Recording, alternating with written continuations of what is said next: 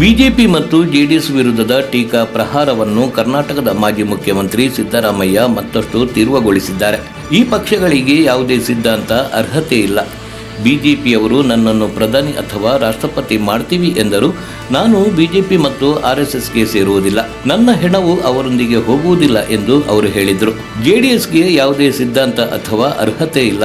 ಅಧಿಕಾರಕ್ಕಾಗಿ ಯಾರೊಂದಿಗೂ ಬೇಕಾದರೂ ಅವರು ಕೈಜೋಡಿಸುತ್ತಾರೆ ಎಂದು ತಿಳಿಸಿದರು.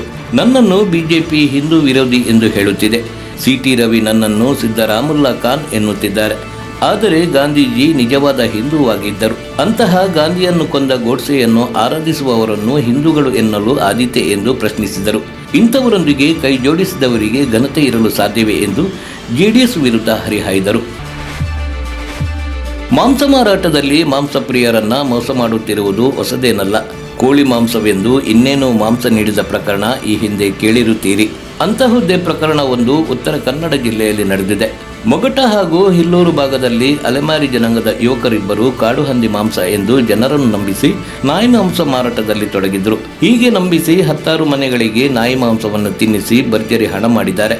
ಅದೇನಾಯ್ತೋ ಗೊತ್ತಿಲ್ಲ. ಯುವಕರು ನೀಡಿದ ಮಾಂಸ ಕಾಡು ಹಂದಿ ಮಾಂಸವಲ್ಲ, ನಾಯಿ ಮಾಂಸ ಎಂದು ತಿಳಿದು ಬಂದಿದೆ. ನಾಯಿ ಮಾಂಸ ತಿನ್ನಿಸಿದ ಯುವಕರಿಗೆ ಬುದ್ಧಿ ಕಲಿಸಲು ಸಾರ್ವಜನಿಕರು ಮಾಂಸ ಖರೀದಿಸುವ ನೆಪದಲ್ಲಿ ಯುವಕರನ್ನು ಕರೆಸಿದ್ದಾರೆ. ಅದರಂತೆ ಯುವಕರು ಮಾಂಸ ಹಿಡಿದುಕೊಂಡು ಸ್ಥಳಕ್ಕೆ ಬಂದಿದ್ದಾರೆ. ಈ ವೇಳೆ ಯುವಕರಿಬ್ಬರನ್ನು ಲಾಕ್ ಮಾಡಿದ ಸಾರ್ವಜನಿಕರು ಪ್ರಶ್ನಿಸಿ ಹಿಗ್ಗಾಮುಗ್ಗ ಧರಿಸಿದ್ದಾರೆ. ನಂತರ ಸಾರ್ವಜನಿಕರು ಆರೋಪಿಗಳನ್ನು ಪೊಲೀಸರಿಗೆ ಒಪ್ಪಿಸಿದ್ದಾರೆ. ಕೆಲಸಕ್ಕೆಂದು ಮನೆಯಿಂದ ಹೋಗಿದ್ದ ಬಿಎಂಟಿಸಿ ಬಸ್ ಚಾಲಕನ ಮೃತದೇಹ ಇಂದು ಬೆಂಗಳೂರಿನ ಲಾಡ್ಜೊಂದರಲ್ಲಿ ನೇಣುಬಿಗಿದ ಸ್ಥಿತಿಯಲ್ಲಿ ಪತ್ತೆಯಾಗಿದೆ. ರಾಮನಗರ ಜಿಲ್ಲೆಯ ಚನ್ನಪಟ್ಟಣ ಮೂಲದ ಪುಟ್ಟೇಗೌಡ ಬೆಂಗಳೂರಿನ ಕೆಂಗೇರಿಯ ಲಾಡ್ಜ್ನಲ್ಲಿ ನೇಣುಬಿಗಿದ ಸ್ಥಿತಿಯಲ್ಲಿ ಶವವಾಗಿ ಪತ್ತೆಯಾಗಿದ್ದಾರೆ. 6 ತಿಂಗಳಿನಿಂದ ಬಿಟಿಎಂಸಿ ಚಾಲಕನಾಗಿ ಕರ್ತವ್ಯ ನಿರ್ವಹಿಸುತ್ತಿದ್ದ ಪುಟ್ಟೇಗೌಡ ಸಾವಿನ ಬಗ್ಗೆ ಸಂಬಂಧಿಕರು ಓರ್ವ ಯುವತಿಯ ಮೇಲೆ ಅನುಮಾನ ವ್ಯಕ್ತಪಡಿಸಿದ್ದಾರೆ. ಈ ಹಿನ್ನೆಲೆಯಲ್ಲಿ ಈ ಸಾವಿನ ಸುತ್ತ ಅನುಮಾನಗಳ ಹುತ್ತ ಎದ್ದಿದೆ. ಪುಟ್ಟೇಗೌಡ ಓರ್ವ ಯುವತಿ ಜೊತೆ ಲಾಡ್ಜಿಗೆ ಹೋಗಿದ್ದು, ಬಳಿಕ ರೂಮ್ನಲ್ಲಿ ಪುಟ್ಟೇಗೌಡರನ್ನು ಬಿಟ್ಟು ಯುವತಿ ಲಾಡ್ಜಿನಿಂದ ಹೊರ ಹೋಗಿದ್ದಾಳೆ ಎನ್ನಲಾಗಿದೆ. ಅಲ್ಲದೆ ಆಕೆ ಹೋಗುವಾಗ ರೂಮ್ನ ಬಾಗಿಲು ಲಾಕ್ ಮಾಡಿದ್ದಾಳೆ. ಅಲ್ಲದೆ ಮೃತ ಪುಟ್ಟೇಗೌಡ ಹಣೆ ಮೇಲೆ ಗಾಯಗಳಾಗಿವೆ ಎಂದು ಪುಟ್ಟೇಗೌಡ ಸಂಬಂಧಿಕರು ಆ ಯುವತಿ ಮೇಲೆ ಅನುಮಾನ ವ್ಯಕ್ತಪಡಿಸಿದ್ದಾರೆ. ಆದರೆ ಈ ಬಗ್ಗೆ ಪೊಲೀಸರು ಅಥವಾ ಲಾಡ್ಜ್ ಸಿಬ್ಬಂದಿ ಯಾವುದೇ ಅಧಿಕೃತ ಮಾಹಿತಿ ನೀಡಿಲ್ಲ. ಮಾಜಿ ಸಚಿವ ಜನಾರ್ದನ್ ರೆಡ್ಡಿ ಅವರ ಕಲ್ಯಾಣ ರಾಜ್ಯ ಪ್ರಗತಿ ಪಕ್ಷ ಭಾರೀ ಸದ್ದು ಮಾಡುತ್ತಿದೆ. ಬಿಜೆಪಿ ಹಾಗೂ ಕಾಂಗ್ರೆಸ್ ನಾಯಕರನ್ನು ಸೆಳೆಯುತ್ತಿದೆ. ಅದರಲ್ಲೂ ರೆಡ್ಡಿ ಅವರು ಸ್ಪರ್ಧಿಸಲಿರುವ ಗಂಗಾವತಿ ಕ್ಷೇತ್ರದಲ್ಲಿ 2 ರಾಷ್ಟ್ರೀಯ ಪಕ್ಷಗಳಿಗೆ ಸಿಂಹ ಸ್ವಪ್ನವಾಗಿ ಕಾಡುತ್ತಿದ್ದಾರೆ. ಗಂಗಾವತಿಯ ಹಾಲಿ ಬಿಜೆಪಿ ಶಾಸಕ ಪರಣ್ಣ ಮನವಳ್ಳಿ ಅವರ ಆಪ್ತರನ್ನು ಕಲ್ಯಾಣ ರಾಜ್ಯ ಪ್ರಗತಿ ಪಕ್ಷ ಸೆಳೆದಿದ್ದ ರೆಡ್ಡಿ ಇದೀಗ ಇಕ್ಬಾಲ್ ಅನ್ಸಾರಿ ಆಪ್ತರನ್ನು ಆಪರೇಷನ್ ಮಾಡಿದ್ದಾರೆ.